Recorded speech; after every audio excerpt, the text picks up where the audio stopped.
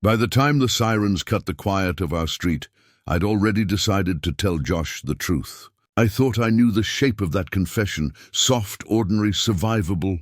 Then the door blew open, smoke followed him in, and everything I'd buried came clawing up. Into the cold night. My name is Marcus, and I am in love with my bad friend. Bad isn't a word I use lightly. It rolled around in my chest for years before it made its way to my lips, reminding me of the time a school counselor put a gentle palm on my shoulder and told me people are never defined by their worst day. Josh has a way of meeting worst days halfway. He barges into them like he doesn't see the edges, and sometimes he doesn't. He's the sort of man who laughs too loud in the quiet places of life, who says too much and then not enough. He's also the man who would pull you out of a burning car with his own hands if he had to. Most folks in our town see the first part. I've always seen the second. We grew up 2 doors down from each other on a small street in a New York town, best known for the factory that used to sit beside the river like an anchor. The factory closed, people drifted, and our street is an alphabet soup of who stayed, who left, and who couldn't decide. My father stayed. He liked things that didn't blink. Radios, clocks, a pickup you could climb under with a wrench and a prayer. He passed away a few summers ago, after a slow decline that looked a lot like a long goodbye. My mother moved to Florida after that. I stayed. I guess we all gravitate to the work we know. Me, I run All Seasons Hardware, which used to be my father's shop. The bell above the door rings like a memory.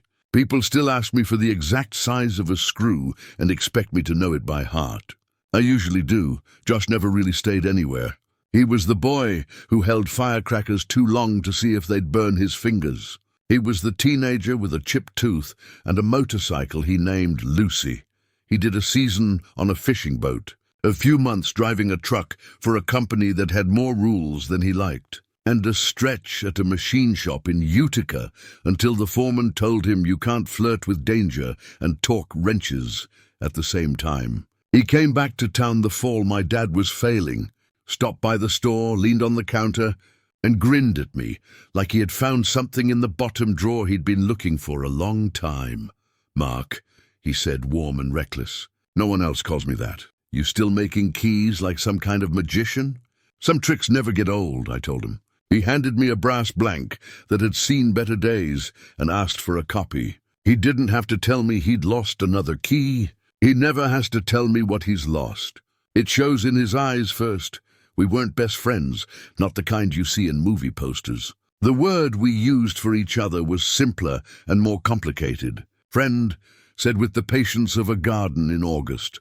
We didn't fit in each other's pockets, but our shadows knew where to stand. In high school, I was the quiet one who always had a book in my binder that wasn't on the syllabus. He was the restless one who could outrun the whispers about his family if he leaned forward on his toes and didn't look back. Folks sometimes said his mother drank, his father left, and he grew up self-taught in the language of trouble. That was true enough. It wasn't the whole story. He was also the kid who bought my mother flowers from the gas station when she was sad, because he was 14, and that's where you get flowers when you're 14. He was the one who showed up with a hammer when the back steps were loose at our house. He didn't always fix the right problem, but he never walked away when work needed to be done. The first time I knew I loved him was probably the night we climbed onto the roof of the high school gym and watched a storm roll in over the river. We were 17 and fearless, and the rain came in curtains. Josh shouted against the wind that if he could get away with something this good, maybe he could get away with other things. He could outrun anyone in town, he claimed. He probably could have. I didn't shout back that my chest hurt from something that didn't feel like fear. I didn't tell him the air he dragged into his lungs made home in mine. Teenage boys are careful with their words, even the ones like Josh, who hand them out like candy. I kept that night like a folded letter in the bottom of a drawer. Time moves the way rivers do. It looks slow until you try to stand still. When I came home from college to help Dad with the store, Josh had gone, and then a year later he was back, then gone again. I measured life in returns. We'd grab coffee at Ellie's diner, sit in the booth by the window and talk about everything and nothing. He'd ask about the old customers who still came in to argue with Dad's memory. He'd tell me about a job in Ohio or a woman in Massachusetts who smoked too much and said he had a good heart on a bad engine. I didn't ask him about men because I didn't know how to ask about myself. I learned to turn it into small acts. When he came back with a broken knuckle, I learned how to wrap a hand without insulting the dignity that made him open his palm to me in the first place. When he ran out of places to stay, I told him my extra room was cleaner than the motel, which wasn't a lie.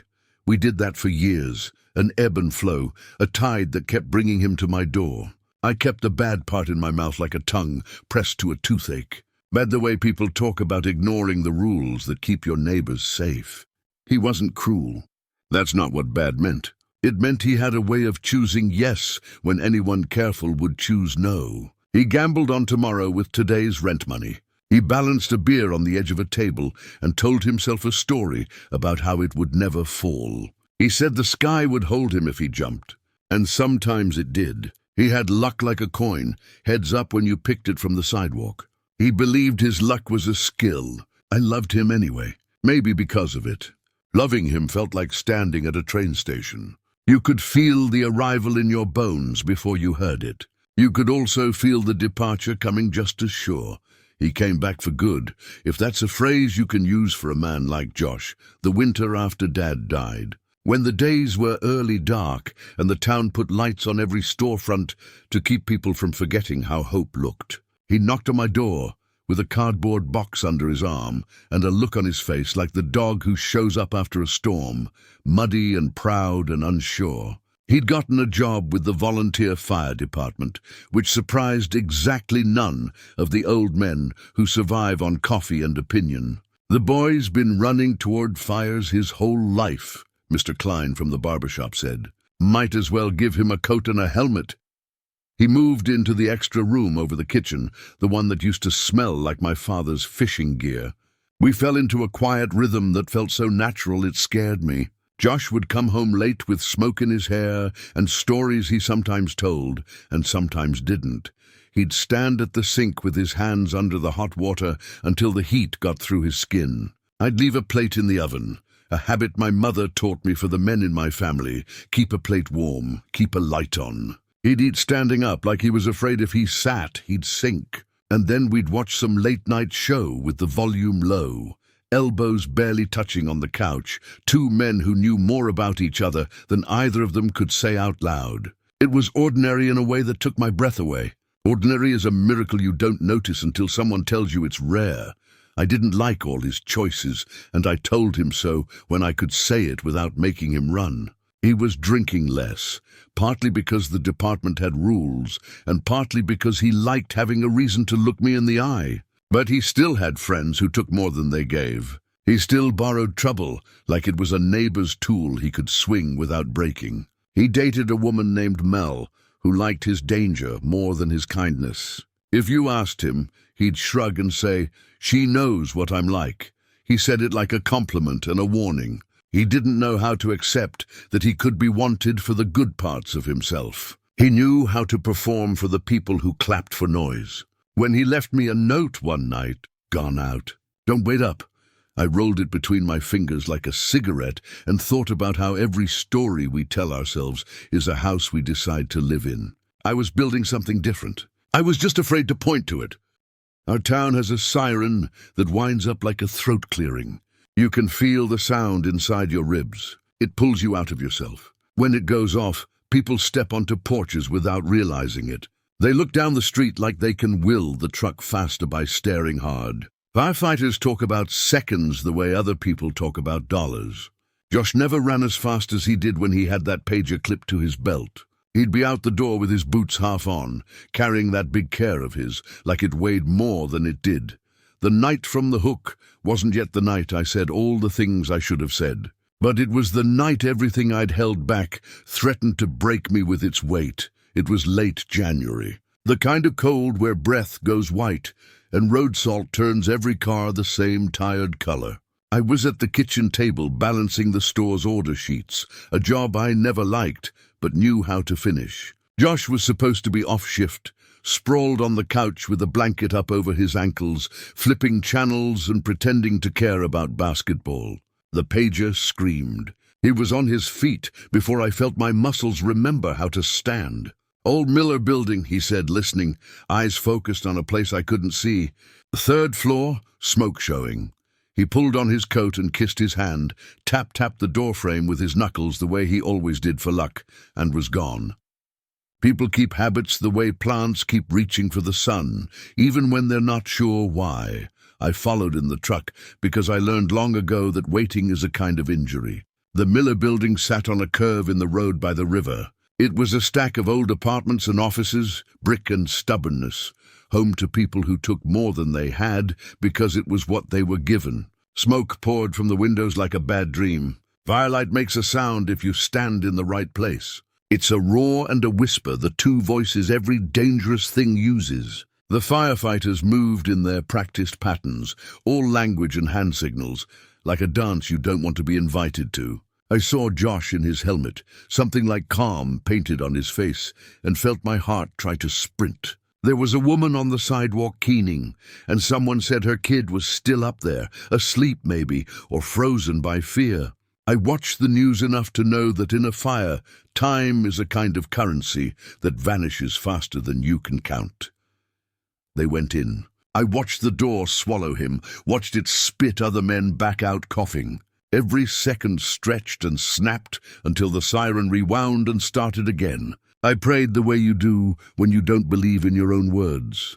"Please," I said to the air. But I meant it to my father or the river or whatever keeps a body upright when the world leans. Josh came down the stairs with a small body pressed to his chest, his coat open, his face grim. He handed the child to a medic with a gesture so gentle it broke something in me that had been wanting to break for years. When he looked up, he saw me on the far side of the tape and gave me a nod so slight I could have imagined it. That's how I knew it was real. It was a yes, and it was a stay. By the time the child was breathing oxygen and the building crew was cooling hotspots, the back walls gave with a sigh. A section of brick fell, a cough from the building's tired lungs. Josh was too close. I saw it before he did.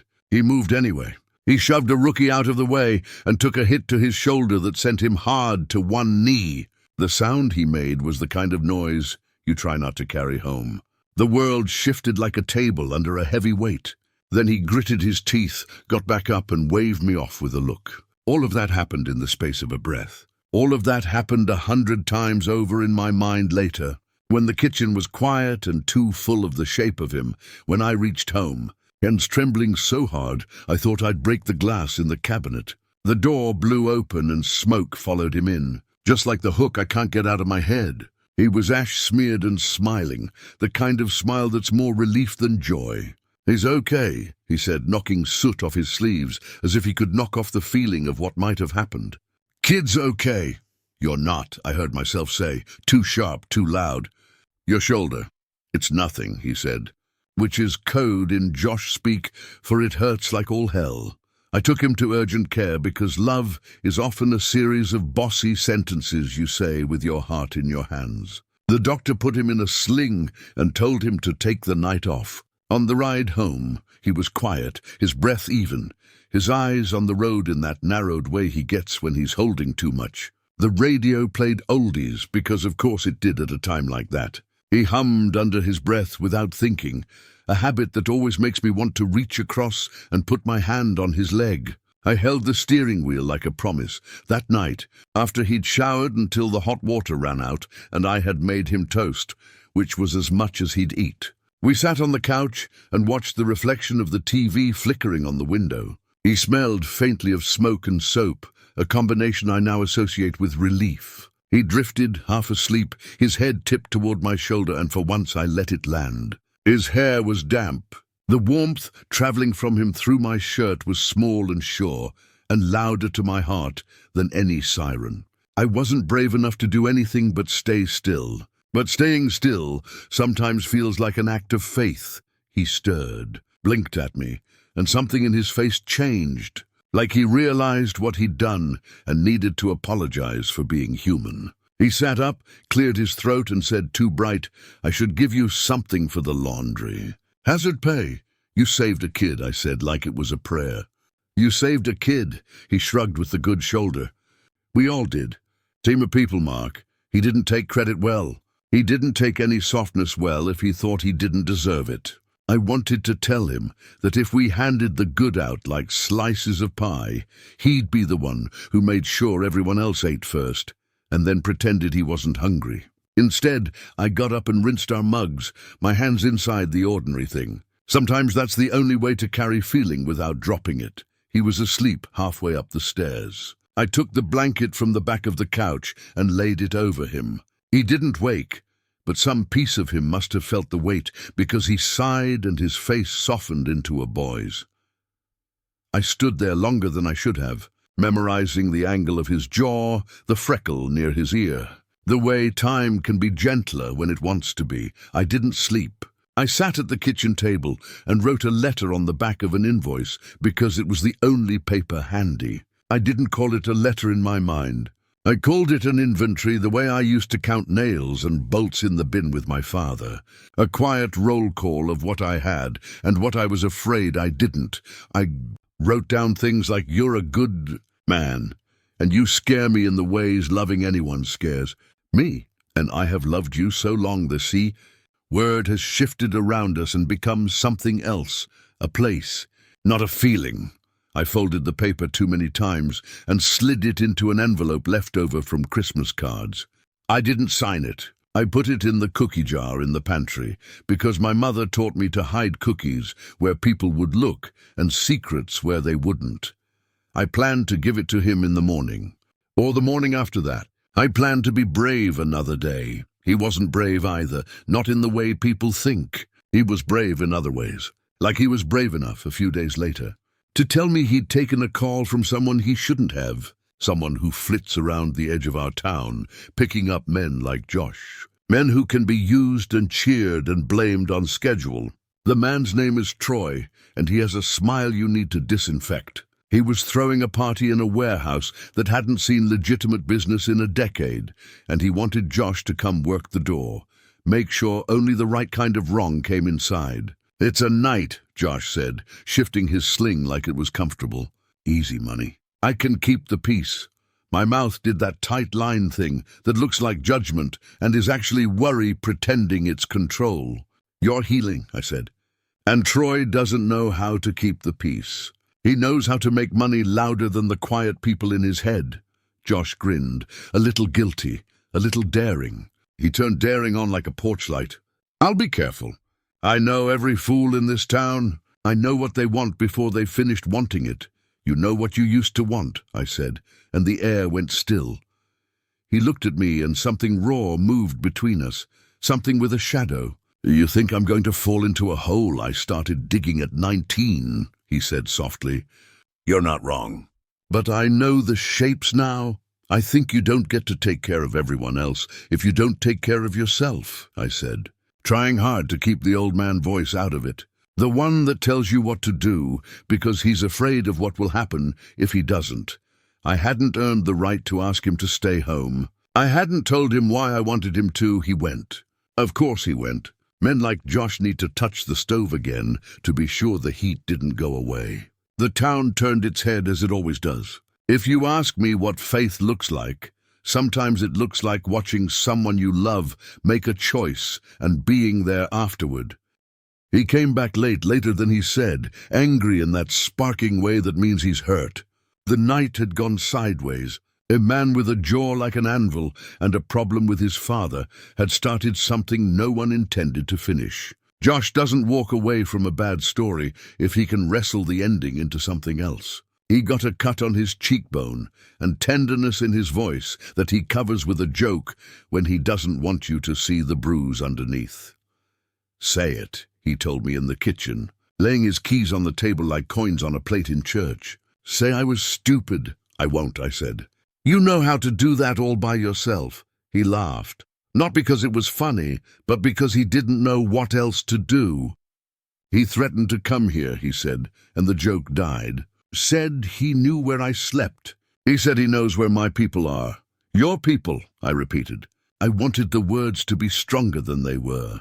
His eyes moved over my face like he was trying to memorize me before he forgot where he put the memory. He isn't wrong, he said. I am easy to find. We changed the lock the next day.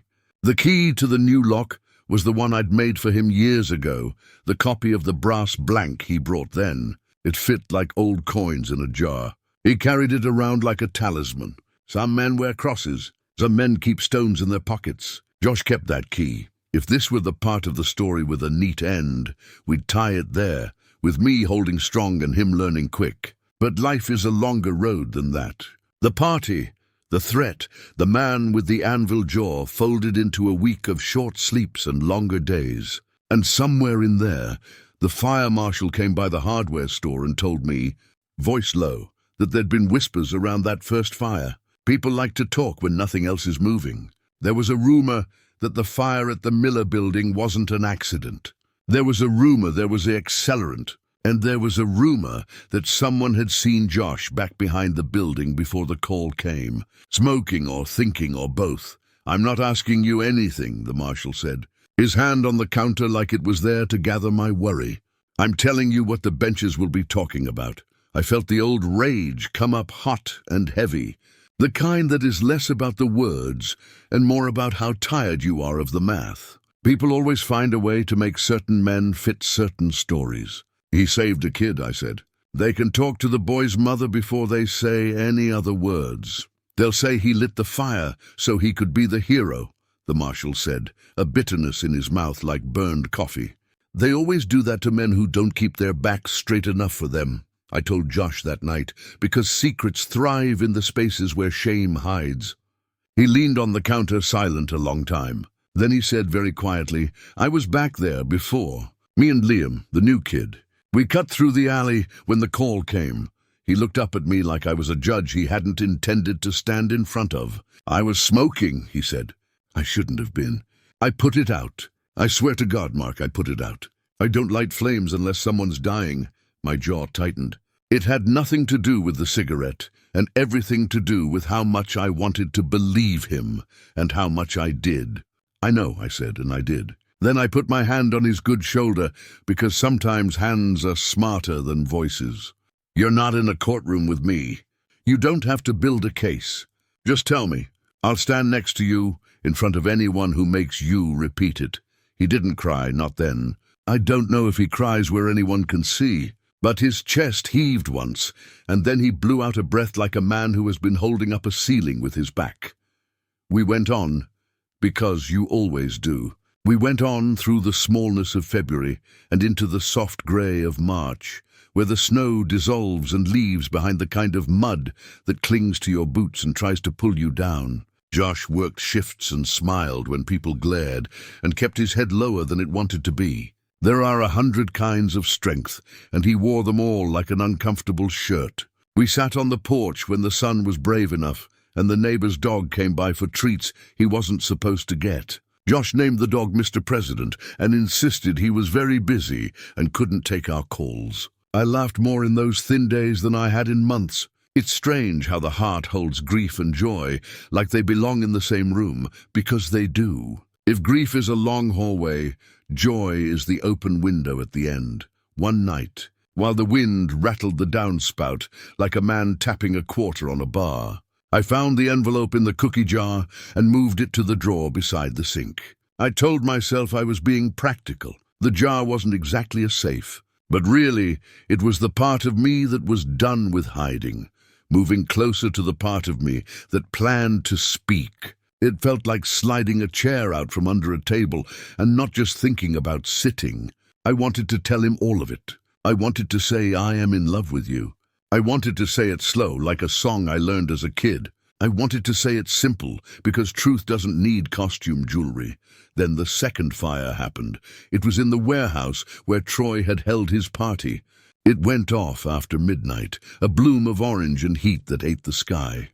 I woke to the pager's scream and Josh's feet on the stairs. He grabbed his coat with a hand that shook. Not afraid, angry. This is on purpose, he muttered, not to me, to the room, to the past that was catching up to him. This is someone trying to write my name on it. I followed again, not because I'm a fool, but because sometimes being a fool is another word for being loyal in the ways that count. The warehouse was older than both of us, and less stable. Flames licked its insides like hunger.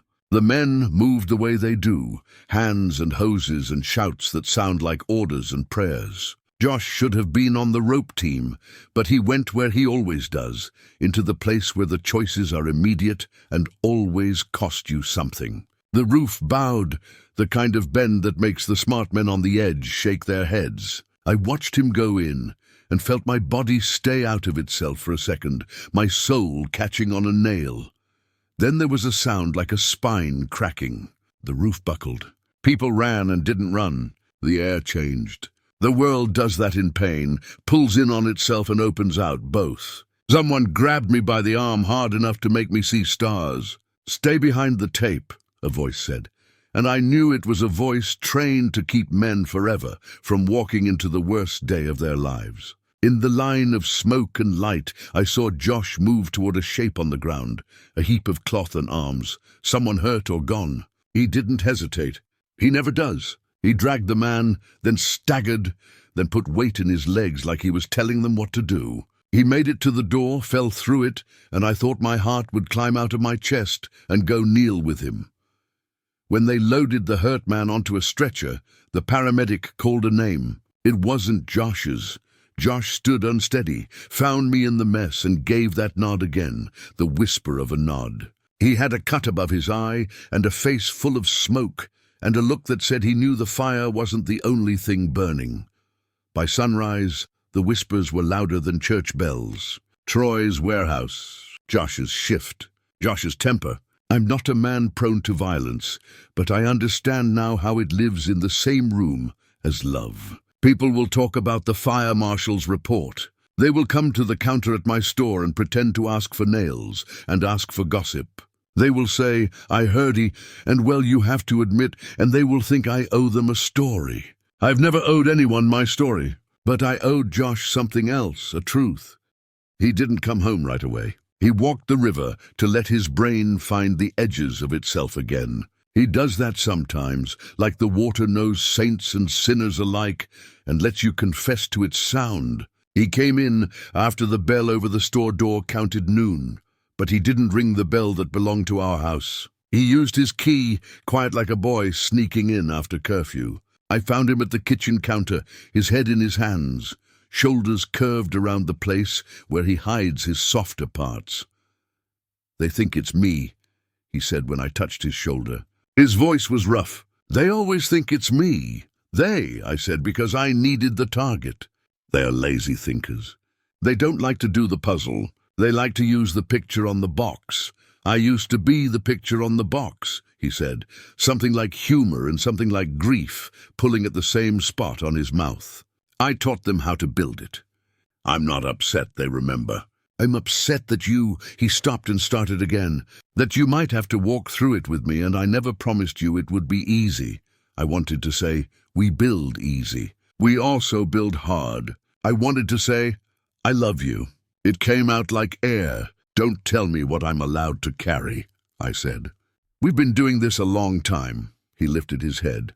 His eyes were the exact color of the river when the sky is thinking about rain. He looked at my hand on the counter. He looked at my mouth. He looked everywhere but the thing between us that had been humming a long time. I thought, irresponsibly, romantically, that the moment after a fire was a good time to say a thing. There's a clarity to the morning after bad news. The world is always new for a second when you're still alive. I reached for the drawer where I'd put the envelope. I meant to open it, not just hand it to him. I meant to read it out loud myself, because if I've learned anything in the years between the boys we were and the men we are, it's this: some words should arrive by voice, not paper. I opened the drawer and found the envelope was gone. At first, the little panic. Did I misplace it? Had I decided it belonged in a book, tucked into the middle of an old thing and forgot? I was not prone to losing things. I was the man people trusted with screens that keep the outside out and glass that keeps the inside in.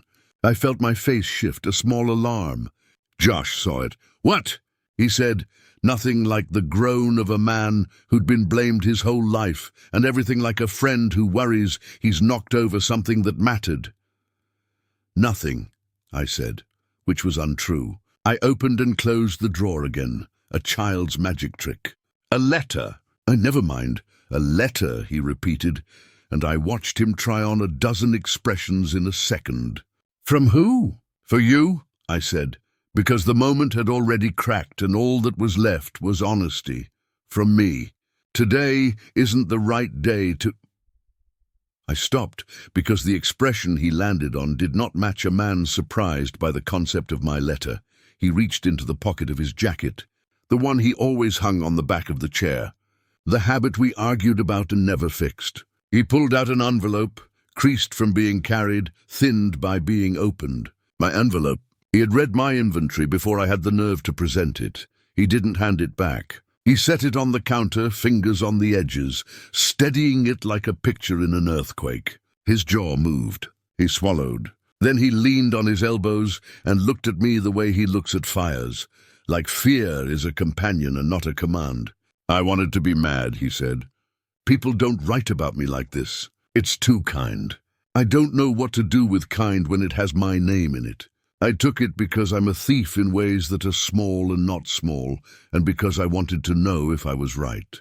If you were right, I said. It came out as faint as a leaf turning over in the wind. That you loved me, he said. If that's what I thought it was. If the thing I map in my head at night looked anything like the thing under your skin. I wanted to be sure. I wanted to be wrong and right and anything but this. He put his hand on the letter again, his whole palm now, like he was testing the temperature of a door. It scares me, he said, the voice of truth. It scares me because I broke every good thing I've ever held. I'm not glass, I said, and then softer. Not the way you think. I'm stubborn steel, and heartbreak doesn't have to be the only way this ends. He nodded too fast. A man on a horse he doesn't know how to stop. You're good, he said, and it sounded like accusation. You're so good. And you're my bad friend, I said, the words finally standing up between us. And I love you. Bad and all. And your bad isn't bad the way people use that word to hurt you.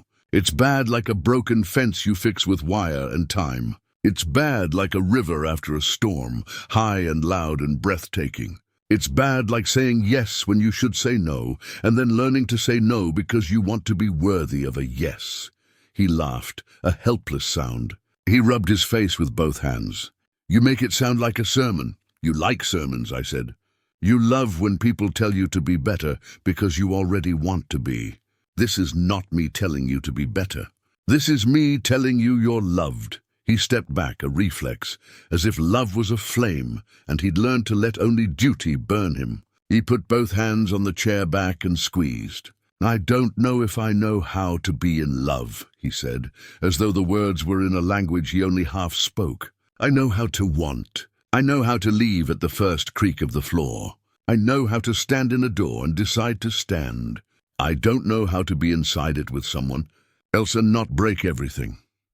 I thought of all the times he had stood inside a burning room and known exactly where to put his feet so a ceiling wouldn't come down on both of them. I thought of all the times he had left because he didn't trust a building to hold. You do, I said. You know how to stay when the flames are there. You just have to do it when they're not. We were quiet a long time. He touched the edge of the envelope like it could cut him, and maybe it could. Then he did the thing I didn't expect and will be grateful for until I go myself. He didn't kiss me. He didn't slap the moment with a movie. He didn't ask me for time or run into the night. He looked me in the eye and told me the rest of the story. I didn't start either fire, he said. I don't know how to make my life proof of that for anybody except you. I will stand next to you in front of the men in uniform and the men on benches and the women at the diner, because I'm not ashamed. But I am scared. I'm scared someone will hurt you to get to me, he swallowed. I'm scared of being the thing they say when they mean worse things. I'm scared of waking up in your house and thinking about how much I want the life you built and knowing I could take a hammer to it by accident. Then we learn how to hold the hammer together, I said. You have a therapist at the department, right? He grimaced, which was also a yes. I see her. Sometimes I tell her the truth. Sometimes I tell her the version I wish was true. I can do better. We can, I said, and because something else needed to be alive in the room, I reached for him and he let me. His head came down onto my shoulder, heavy and absolutely right. He shook a little. He didn't cry, not in the way that would have satisfied a story, but something in him loosened, a knot that had been holding up a bridge a long time. Then carefully, like taking a lid off a pot you know is going to steam, he turned his face and kissed me. I have had a good life, even in the places where it hurt. That kiss was a North Star. It didn't fix the town or the fires or the rumor that runs like a virus. It didn't fix the habit he had of putting himself between bad men and worse nights. It did something else. It told my body it had always been right. It told his that there is a way to stand still without running. It tasted like coffee, and breath caught on the back of a laugh. It tasted like ordinary. I would have stayed there all day if staying were all we had to do. But the world goes on. The investigation went on too. People who get paid to follow heat through walls did it carefully. They asked Josh questions and asked me if he'd been home on nights he said he had. I told them yes when it was yes and no when it was no. We went to the station together, standing next to him while he told a captain who still called him Kid that he had been behind the Miller building smoking a cigarette, felt like putting all the coins I had onto one square of the table. The captain watched his face with the kind of attention that belongs to men who know how to read lies. He nodded and said, "Thank you for telling me that. Don't do it again." He didn't say, "You're a liar by nature." He didn't say, "I knew it." He didn't say what the benches wanted to say. He looked tired and hopeful, which is how good men look most days. Then the piece we needed fell into the story the way mercy sometimes does. The kid Josh had pulled out of the Miller building was old enough to love superheroes and young enough to love them without irony. He came to the station with his mother to say thank you. He wore a T-shirt with a cape printed on it. He clutched a drawing he'd made. In the drawing, a stick figure with a red helmet and a big smile stood under a square labeled Miller. In the corner, an angry-looking rectangle with a frown and a cigar was throwing sparks. "Bad man," the boy said, shy as he handed the paper to the captain. "Bad man made the fire." The captain was no artist, but he recognized the face. The frown wasn't a cigar. It was a toothpick, Troy. It wasn't a confession. It was a marker. It was enough to make a man like the marshal look twice at a footprint near a back door, to turn the head of a detective who didn't like to think his town had grown new kinds of crime. The story that had been building took a turn. The pieces fell together into something like truth. Troy's party, Troy's money, Troy's insurance. In someone else's mouth, it might have sounded like a story told out of spite. In the fire marshal's report, it was a line with a period. In my head, it was a bell that stopped ringing.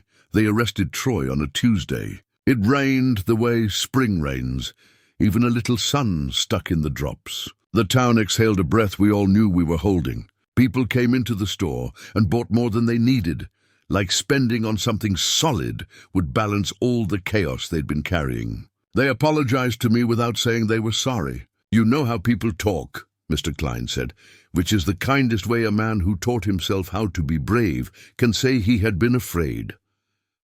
Josh came into the store right after the noon rush. He moved like a man who had slept on his side to protect his shoulder and had not woken to a nightmare. He set a jar of Ellie's raspberry jam on the counter because his version of a bouquet is something you can spread on toast. "I didn't know what people buy men they've kissed," he said, like he was looking for instructions written under the lid. "You did fine," I said. He was blushing. I knew because his ears went pink. "You always do fine in the places you expect yourself to fail." We sneaked away to the back, the storage room, where my father used to keep the things he didn't know where to put. It smelled like cardboard and the memory of oil. Without asking, I stepped close and he stepped closer. We kissed like men who had known how to draw a map for years and finally decided to walk the road. It wasn't fireworks. It was breath and warmth and something in the chest loosening. It was exactly what I needed and nothing more. We told almost no one. Now is a time where you can tell the world what you love with a few lines and a picture. We didn't love like that. We loved in the grocery aisle, where Josh reached for the top shelf and handed down a jar of pickles to Mrs. Dandridge, and she said, "Your friend is a keeper." And I said, "I know." We loved in the way he would put his hand on the small of my back in the doorway and then think better of the possessiveness and put it on my shoulder instead. Like a man who wants you to know he'll walk beside you and not in front. We loved by taking turns with dishes. He loved me by seeing me not just as a place to fall, but as a person who sometimes needed the couch, a blanket, a dumb movie, and someone to barrage with quips until laughter won. We did tell a few people. My mother on the phone, who was living in Florida and learning how to be herself without my father, said, "Oh, honey," in a voice that made me 30 again, and then gently asked if I was happy and if he was kind.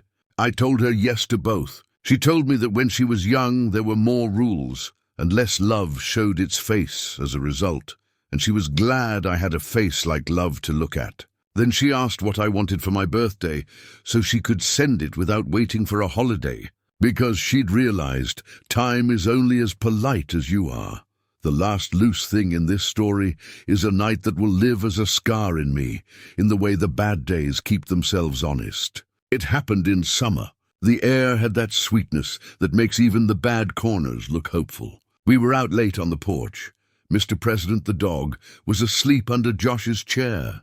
We had said nothing about the future, except all the small things that make a future. Troy had been out on bail, and then in again, and then out, and then quiet. You can't write someone like him out of a town that quickly. He'd find a way to be loud even with no mouth. The men he liked to hire liked to feel their weight in a room. One of them decided our street looked like a place you could leave a message.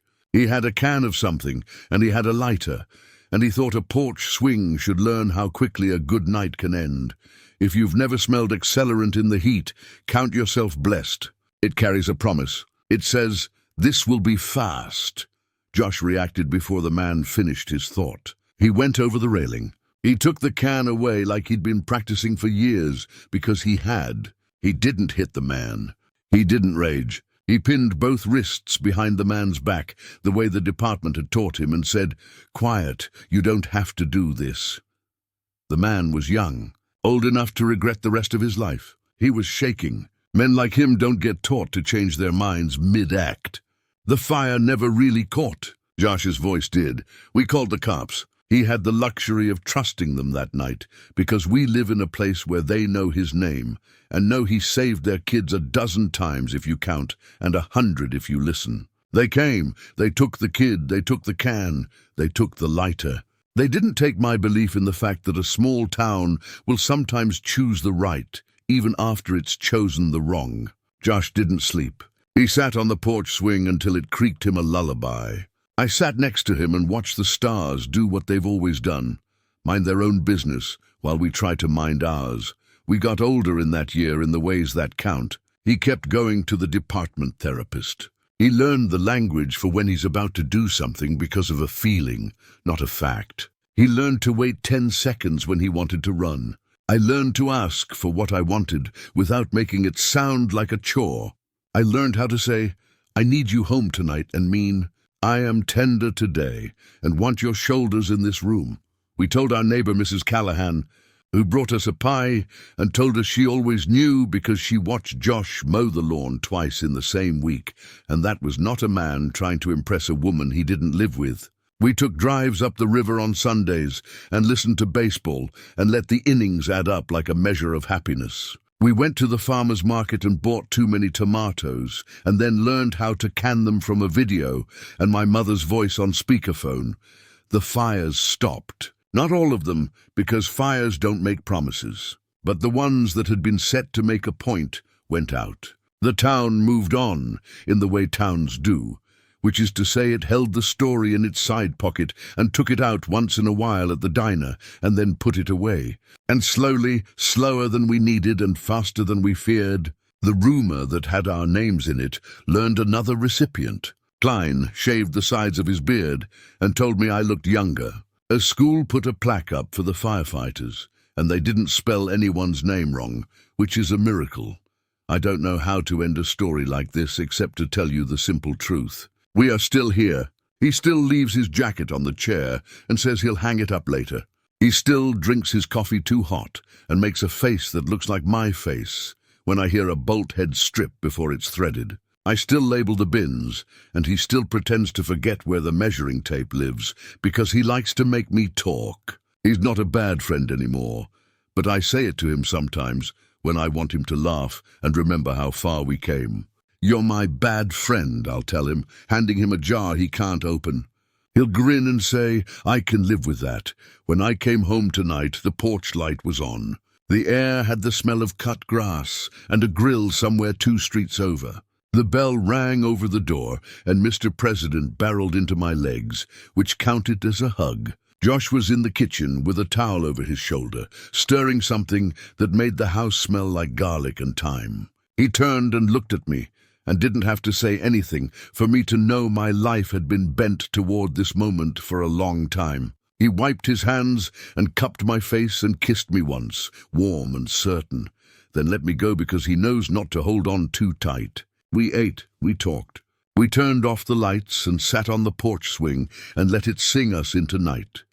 In a town where people keep remembering your worst day, you learn to make a catalogue of your best. You write them down and you hide them, and then you take them out and say them out loud when the sirens wail. You look the person you love in the eye, and you tell him the truth again. You stand in the doorway and decide to stand. You find a way to make ordinary the most beautiful word in your language. And if you are me, and if he is Josh, you learn that bad doesn't decide anything. Not anymore, not here. Not in the lucky life we have built out of small things that stay.